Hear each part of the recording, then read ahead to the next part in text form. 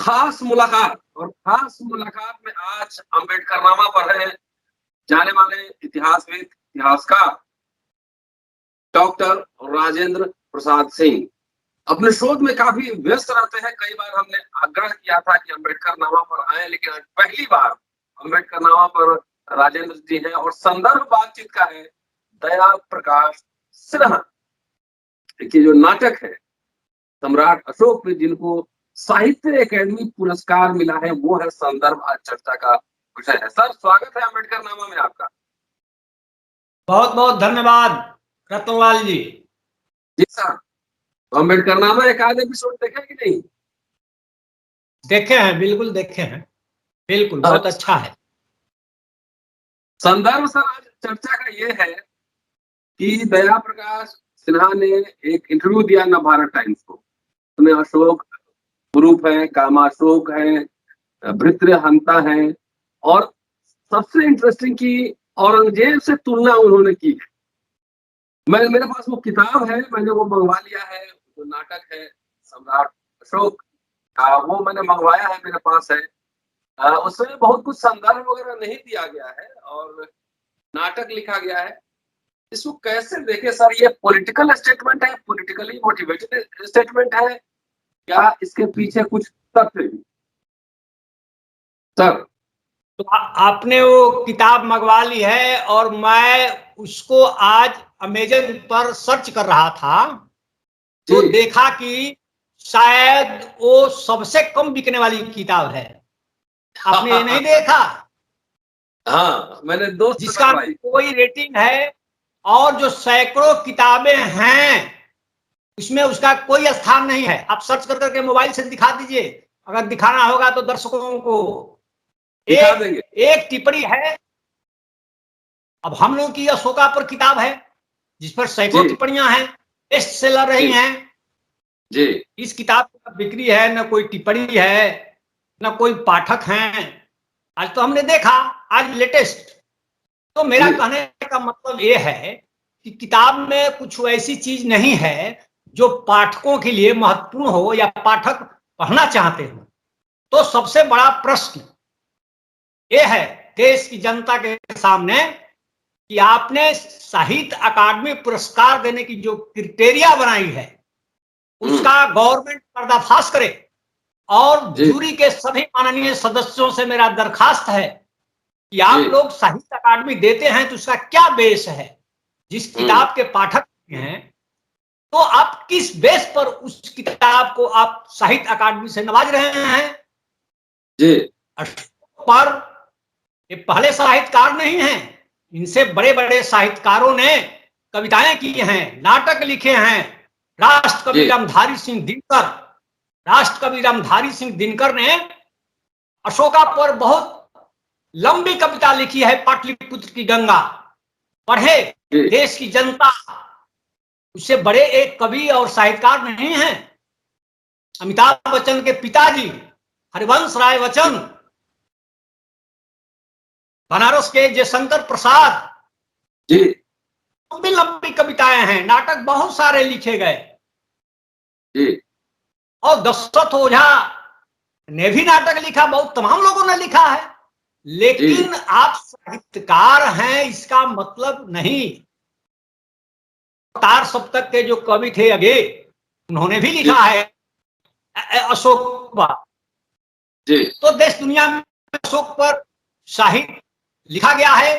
अरे अशोक को तो छोड़ दीजिए, अशोक के जो बच्चे और परिवार लोग हैं, उनके दादा पर, उनके बेटे पर, उनकी बेटी पर, किस पर नाटक और उपन्यास नहीं लिखे गए हैं। यहां इंडिया में नहीं, इंग्लैंड तक इसकी धमक है। तो आप साहित्यकार हैं, साहित्य पाए हैं। यह दुर्भाग्य की बात है कि आप की हल्की टिप्पणी कर रहे हैं बगैर वेरीफाई किए।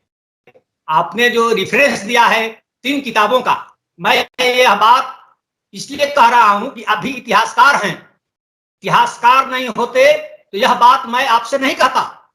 आप इतिहासकार हैं, इन्होंने 3 किताबों का हवाला दिया है। हमारे यहाँ किताबों में कितनी मिलावट है ये सबको पता है। हम लोग इसीलिए उसका वेरिफिकेशन आर्कियोलॉजी से करते हैं। कि हमारे पास जो पुरातात्विक सबूत हैं वे ज्यादा महत्वपूर्ण है, और अशोक जैसे सम्राट पर आपको सबूत जुटाने की जरूरत ही नहीं है। अशोक के शिलालेख और रिटेन इतिहास तो बिखरा हुआ है पूरा देश, क्या अगल बगल के पूरे देशों में, नेपाल से लेकर करके अफगानिस्तान, पाकिस्तान, बांग्लादेश, म्यांमार तक, श्रीलंका तक, जिसके बाप दादों का इतिहास बिखरा हुआ है पत्थर पर लिखित। मैं तो आश्चर्य में डूब जाता हूं। अभी हाल ही में मैं एक अशोक का शिलालेख मिला है, बसहा गांव में मैं गया था देखने के लिए। मैं जब उतरा तो उसमें इतनी चमक है बसहा के अशोक शिलालेख में। ये बिहार का दूसरा लघु शिलालेख है अशोक का, ये 2009 में इसकी खोज हुई है। तो मैं गया और देखा, चूंकि वहां लोग नहीं जाते हैं, देखा ऐसा ही लगा। रतन जी अगर मौका होगा तो उस शिलालेख को देखिएगा, लगा कि कोई रात में ही लिख करके इस पहाड़ी से उतर गया है। इतनी चमक, इतनी चमक आज भी है 2200 साल बाद।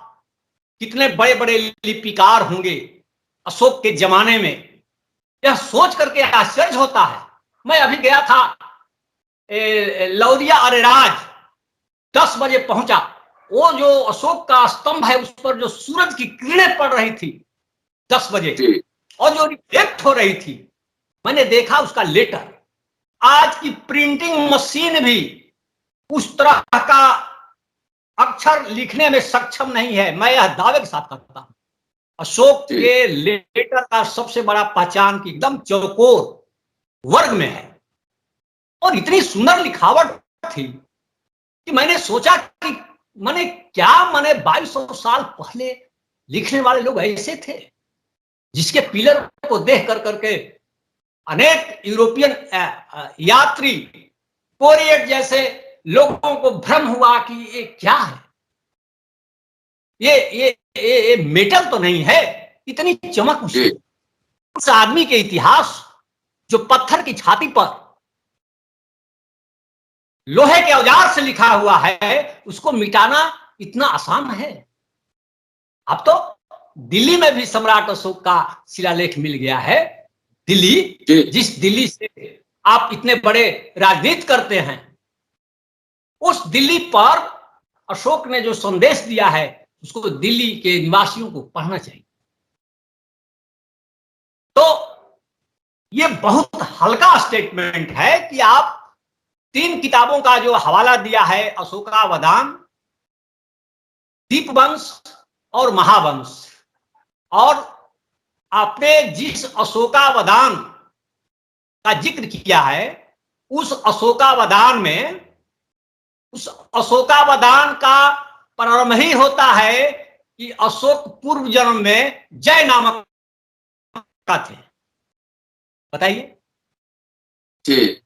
अशोक के पुनर्जन्म से वो दिव्यदान आरंभ होता है, जो आज की तारीख में बड़े वैज्ञानिक सम्राट ने नहीं सोचा होगा कि इस तरह की किंवदंतियां, इस तरह की जालसाजी मेरी ही जनता और इसी देश के लोग करेंगे।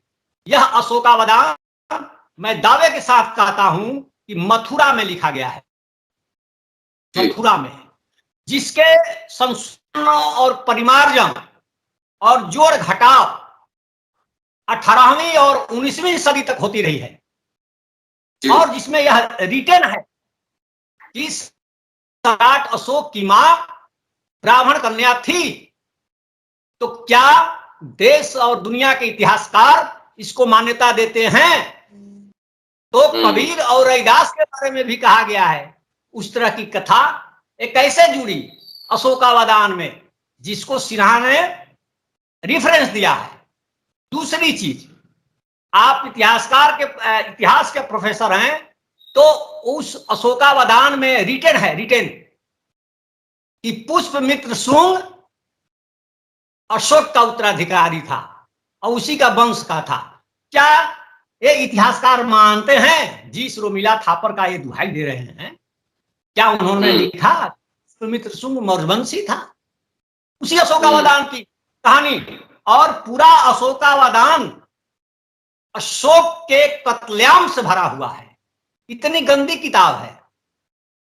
अशोक की छवि को खराब करने में यदि किसी किताब की भूमिका है, जाली किताब की, तो वो है अशोकावधान। अशोकावधान 500 महिलाओं को जला दिए। दुनिया के इतिहास में दर्ज है कि बकायदे सम्राट अशोक ने स्त्रियों के डेवलपमेंट के लिए बकायदे डिपार्टमेंट बनवाया था। उसका रिटन सबूत है हमारे पास, आर्कियोलॉजी के पास आज भी है। पत्थरों पर लिखा हुआ है इतिहास। स्त्रियों के कल्याण के लिए उन्होंने बकायदे डिपार्टमेंट बनाया था।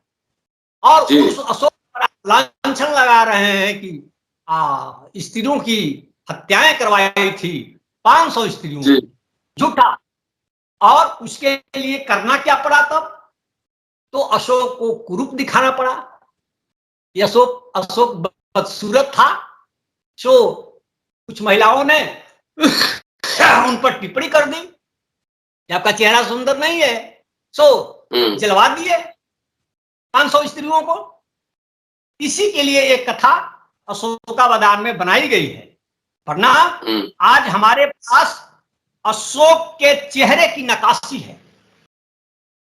संयोग से वो भारत में भी है और भारत के बाहर भी है। पेरिस के इमेज म्यूजियम में जाइए तो वहां सम्राट अशोक के वो अशोक का बनवाया हुआ नहीं है, वो प्राचीन काल में किसी दूसरे राजा का बनवाया हुआ है। तो उसका कदकाठी देखिए, लंबाई चौड़ाई देखिए, सीना देखिए, भुजाएं देखिए। पेरिस में है। वो चार्ल्स एलन की जो किताब है Ashok, lost emperor of India Ashoka, उस पर जो फोटोग्राफ है वो पेरिस म्यूजियम का ही है, अशोका का। और एक साहब जो हैं सिन्हा जी, इन्होंने जो अपने नाटक पर जो तस्वीर डाली है अशोक की, तो उस पर टीका लगाए अशोक, दाढ़ी बढ़ाए अशोक, जिसकी नक्काशी हम लोग को आर्कियोलॉजी में कहीं नहीं मिलता है।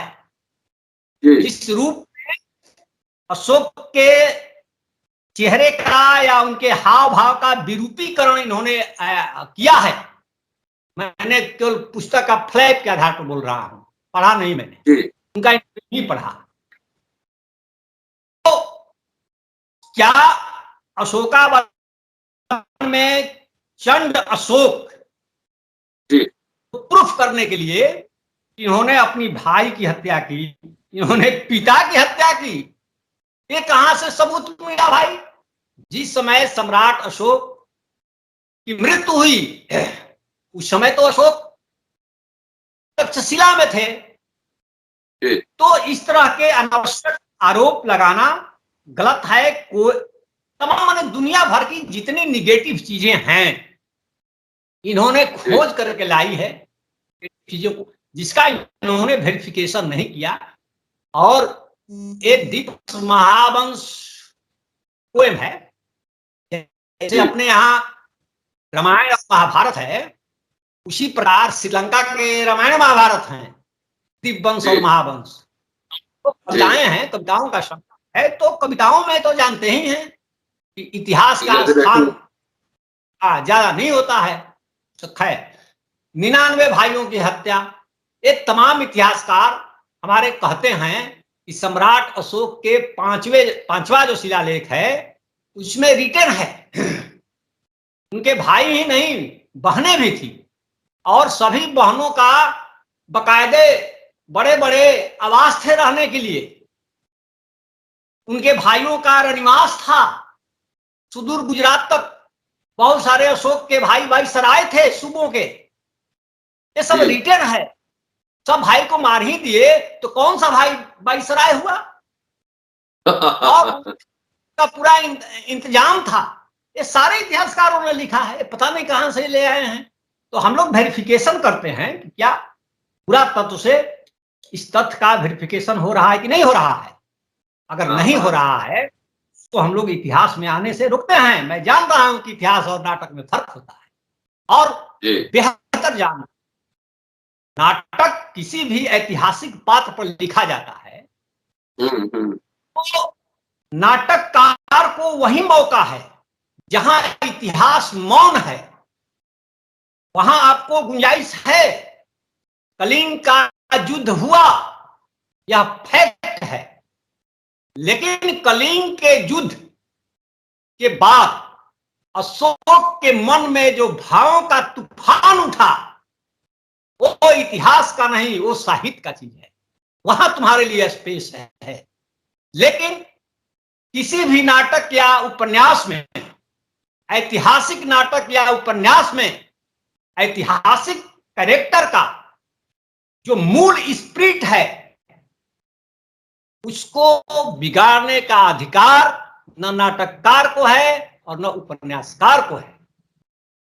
जैसे संविधान की मूल आत्मा के साथ आप छेड़छाड़ नहीं कर सकते हैं, उसी प्रकार ऐतिहासिक नाटक या ऐतिहासिक उपन्यास अगर लिख रहे हैं तो उसकी ऐतिहासिकता के साथ आप छेड़छाड़ नहीं कर सकते हैं। मैं कह रहा हूं कि कलिंग का युद्ध फैक्ट है, लेकिन कलिंग युद्ध को देख करके सम्राट अशोक के मन में जो भावों का तूफान उठा, जो अंतर्द्वंद पैदा हुआ, वो साहित्य का विषय है।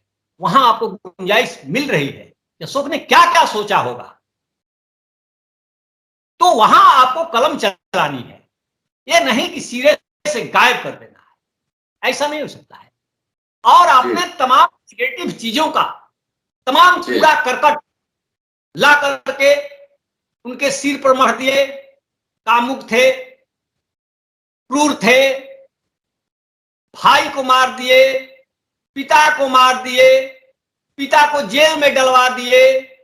इस तरह की बातें बगैर सबूत का। मैं तो कहता हूं कि आपने कहा कि चंडाशोक, तो अगर मादा है भारत में, दुनिया के किसी इतिहासकार में, तो आर्कियोलॉजी में बतावें कि कहां चंडाशोक शब्द है। नहीं है। शोक की चर्चा दूसरे राजाओं के माध्यम से हो सकता है कि अशोक ने अपनी बड़ाई की हो, दूसरे राजाओं के माध्यम से। मैं बता रहा हूं, रुद्रदामन का अगर शिलालेख है तो रुद्रदामन तो भाई मौज बंसी कि अपने बाप दादा की प्रशंसा करेगा, लेकिन रुद्रदामन ने अशोक का नाम लिया है जूनागढ़ शिलालेख में। अशोक की जो छवि है वो जन कल्याणकारी राजा के रूप में है। अशोक ने वहां नहर बनवाई है, उसी सिलसिले में उसने अशोक की चर्चा की है रुद्रदामन ने।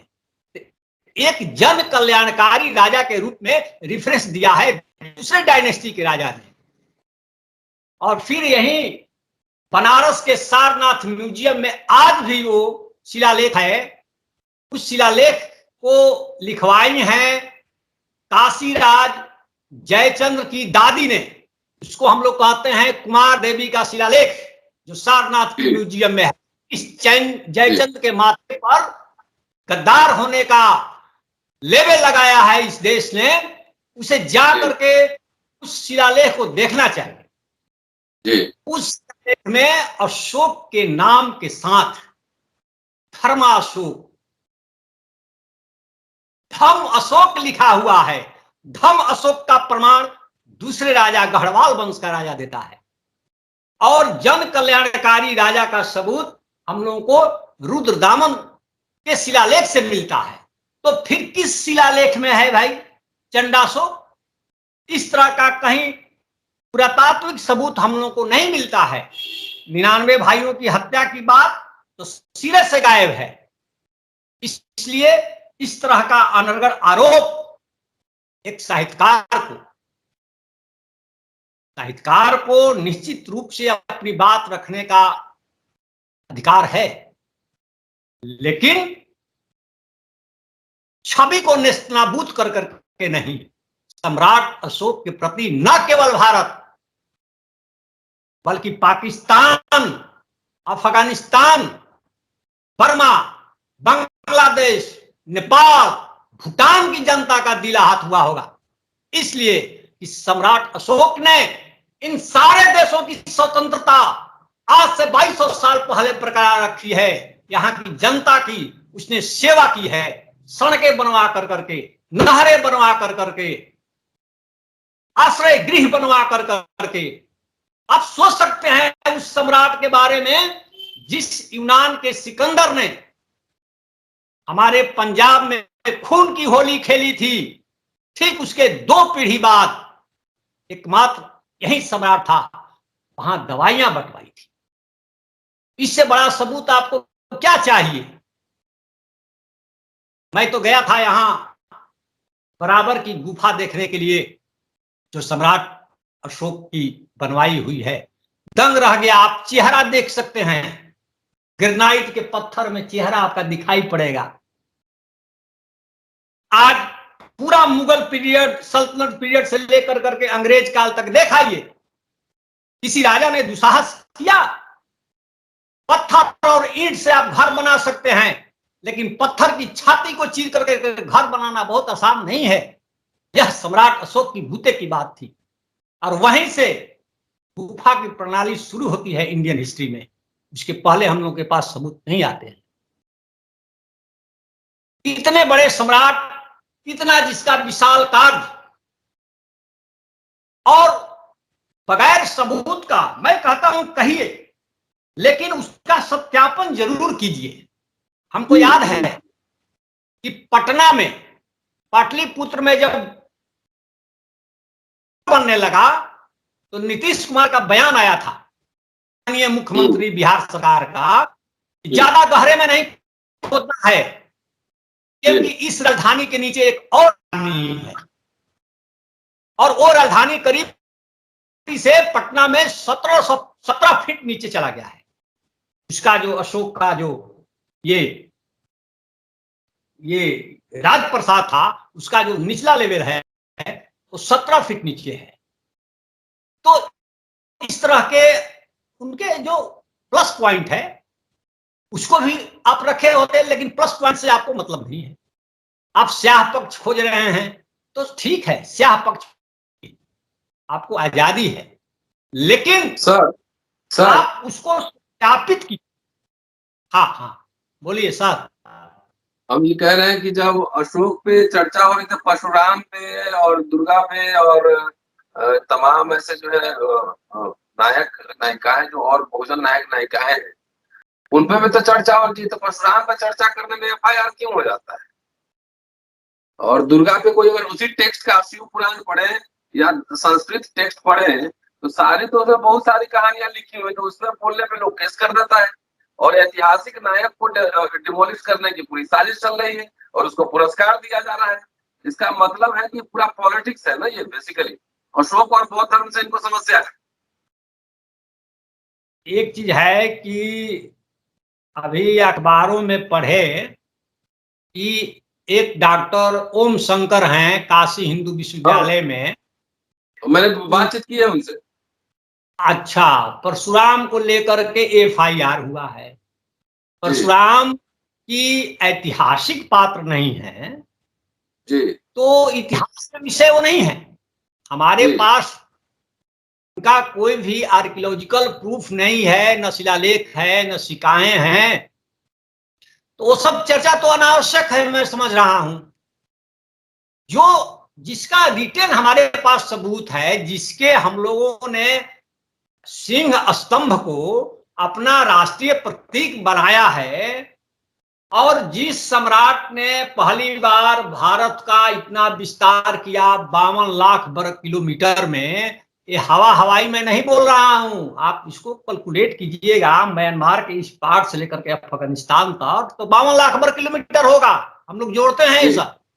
52 लाख वर्ग किलोमीटर में जिसका साम्राज्य था, और इतने बड़े जन कल्याणकारी कार्य किए, जिसके पास हम लोगों के पास सबूत है, झूठी बात नहीं है कि इनका शासन वहां था, यहाँ था, इस प्रांत पर भी था। वो तो भाई बाउंड्री पिलर गड़वाए हुए हैं, बकायदे बहुत बड़े बड़े इतिहासकार उनके साथ थे, दुभाषीय थे। कोई ये जो पिलर आप देख रहे हैं इधर, तो सुजाता का गांव तो 2006 में मिला, 2006 में सब मिट्टी से ढका हुआ था, महाबोधि जैसा टेम्पल मिट्टी में सब ढका हुआ था, पता ही नहीं था कि महाबोधि टेम्पल है। सुजाता के गांव गए, उतना बड़ा स्तूप को कैसे 2006 तक वहां की जनता को नहीं मालूम थी। उसी गांव में देख रहे हैं कि दुनिया भर के लोग उस स्तूप के पास ही रह रहे हैं, किसी को पता नहीं। यही सुजाता का गांव है, मिल गया। तो वहां पर पिलर अशोक ने गड़वाया था। जहां जहां बौद्ध स्थल थे, अशोक ने बाकायदे इतिहासकार रखे थे, एक्सपर्ट थे, उसके पूरी टीम बनाई थी और उस टीम के माध्यम से सब सर्च करवाए थे और सारे जगह स्तूप बनवाए, पिलर गड़वाए। उसका गड़ा हुआ पिलर अगर नहीं रहता तो ये फाहियान और हेनसांग को कुछ नहीं पता रहता कि कौशाम्बी कहाँ है, बोध गया कहाँ है, सारनाथ कहाँ है, कुछ पता नहीं चलता। वो तो पिलर गड़वा दिया था, उसी सहारे ये हेनसांग फाहियान देख लिए। बाद में जब अंग्रेज आए, कनिंघम वगैरह, तो कनिंघम के हाथ में क्या थी? वही पुस्तक, डायरी, उसी आधार पर ना वो तो सारनाथ की खुदाई करा दिए, ले लिए, देखते गए किधर कहां जाना है, जाते जाते सारनाथ गया, सब मिल गया, कुशीनगर सब मिल गया सर। तो वो इतिहास कुल मिला जुला कर देखे तो दया प्रकाश सिन्हा ने जो लिखा है नाटक सम्राट अशोक, वो एक जो है ना गपशप है, कोरा झूठ है, तमाम यही सब बात मिला जुला के आ रही है और एक राजनीतिक पर्पस के तहत जो है पुरस्कार दिया गया है उनको, ये समझा जाए। मैं इसलिए तो शुरू में ही कहा कि उस किताब के जब पाठक ही नहीं हैं, अच्छी किताब के पाठक होते हैं। ये मेरे मौखिक कहने से कुछ नहीं है, आप मोबाइल पर सर्च कीजिए और अमेजन पर खा दीजिए, जिसके पाठक नहीं है, जिस पर कोई भी पॉजिटिव प्रतिक्रियाएं नहीं है, उस किताब पर साहित्य अकादमी के जूरी ने इस तरह से फैसला दिया कि इस पर दिया जाना चाहिए पुरस्कार। ये पुरस्कार उनसे वापस होना चाहिए, ये राष्ट्र हित में है और यही राष्ट्र के लिए बेहतर मार्ग है। जी, क्योंकि सम्राट अशोक ने एक भाषा और एक लिपि स्थापित कर करके पूरे मुल्क को एकता के सूत्र में पिरोया था और पश्चिमोत्तर में जिस बाउंड्री को छू लिया था, उस बाउंड्री को लेकर के आधुनिक काल के अंग्रेज, ब्रिटिश हुकूमत तोप और बंदूक लेकर के हाँफती रही, उस बाउंड्री को नहीं छू सकी। ऐसे ही नहीं था मौर्य साम्राज्य। मैं नहीं कहता हूं, नहीं दूसरा देश कहता है। एक विदेशी आकर के लिखा कि घर में ताले नहीं लगते थे, वो नैतिकता थी। भारत का जो नैतिक विजय था, आज से 2200 साल पहले भारत का जो नैतिक विजय था, पूरी दुनिया में डुगडुगी बजती थी। ऐसे ही यूं ही नहीं बोल रहा हूं कि चीन, जापान और कोरिया की डिक्शनरी में भारत को स्वर्ग लिखा हुआ है। वहां स्वर्ग का मतलब भारत होता है। पढ़िए कोरिया की डिक्शनरी, पढ़िए जापानी भाषा का डिक्शनरी, पढ़िए चाइनीज भाषा का डिक्शनरी, पढ़ लीजिए, उसमें लिखा है स्वर्ग मतलब इंडिया। India is heaven. क्यों?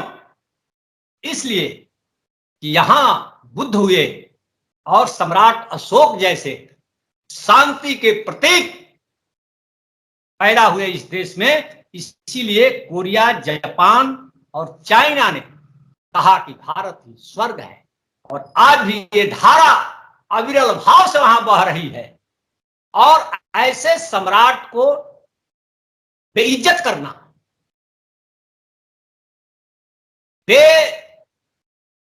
बगैर प्रमाण का, यह गलत है, पूरी तरह से गलत है। सर एक और सवाल है और संक्षेप में, अभी वीडियो को अपलोड करना संक्षेप में। ये जो इनकी एक और नाटक है, नाटक का नाम है रक्त अभिषेक। उसके जो कुछ पन्ने हैं, नाटककार का कथन जो इंट्रोडक्शन है वो मेरे हाथ में, और उसको पढ़ने से लग रहा है कि ये जो दया प्रकाश सिन्हा है ये पुष्पमित्र सुंग का समर्थक है। मैं कोटेशन पढ़ रहा हूँ आपके सामने। और एक 4 लाइन मैं पढ़ता हूँ। इस रक्त अभिषेक नाटक के बारे में लिख रहे हैं कि यह नाटक वैदिक बौद्ध संघर्ष की गाथा भी नहीं, यह यूनानी भारतीय संघर्ष की गाथा है। अगर पुष्पमित्र सुंग न होता तो देश पर यूनानियों का आधिपत्य उसी प्रकार होता जैसे कालांतर में तुर्कों, अफगानों, मुगलों और अंग्रेजों का हुआ।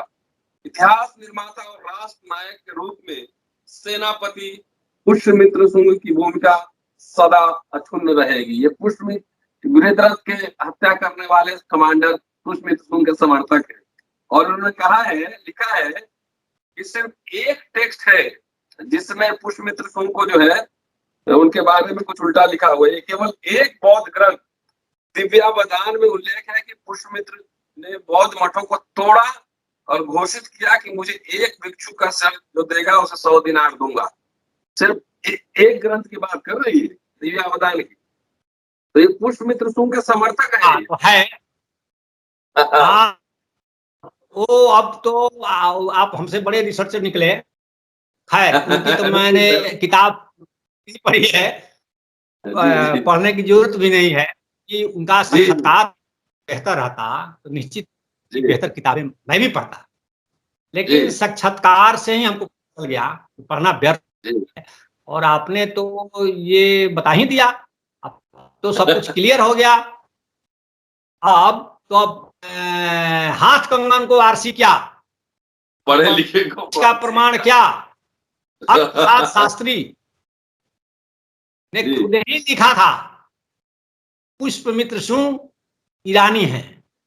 उतने बड़े इतिहासकार अपने देश के हर प्रसाद शास्त्री, और उन्होंने बताया कि जो ये मित्र की उपाधि थी सूर्य, ये पर्शियन है। हाँ तो चलिए, तो ये स्पष्ट हो गया है ना। मैंने दूसरी किताब की भूमिका पढ़ी, उससे स्पष्ट हो गया कि जो ब्राह्मणिकल फोर्सेस है उसको एस्टैब्लिश करने में दया प्रकाश सिन्हा लगे हुए हैं। ये मूल बात है इनके राइटिंग्स में। शुक्रिया सर, आप आए अम्बेडकरनामा पे। और एक आग्रह है कि आप जितने शोध करते हैं, गहन शोध करते हैं, आप वीकली कम से कम एक बार टाइम निकालिए ताकि हमारे दोस्त मौलिक बातें जान सकें और आपके बारे आप जो विचार है वो ज्यादा से ज्यादा लोग सुन सकें सर। इसलिए टाइम निकालिए हफ्ता में एक दिन। जी सर। चलिए, बहुत बहुत धन्यवाद आपको रतन जी। आपका अम्बेडकरनामा भविष्य में आगे बढ़े, मेरी शुभकामना है। बहुत बहुत धन्यवाद। धन्यवाद, शुक्रिया sir. Thank you, thank you. दोस्तों, ये थे इतिहासविद डॉक्टर राजेंद्र प्रसाद सिंह और सबसे मौलिक बातचीत सम्राट अशोक पर, अम्बेडकरनामा पर। पूरा वीडियो देखिए, पूरा शेयर कीजिए। मुलाकात होती है अगले एपिसोड में आपसे फिर। शुक्रिया, keep watching and sharing Ambedkarnama. मिलता हूँ अगले एपिसोड में। Thank you. जय हिंद।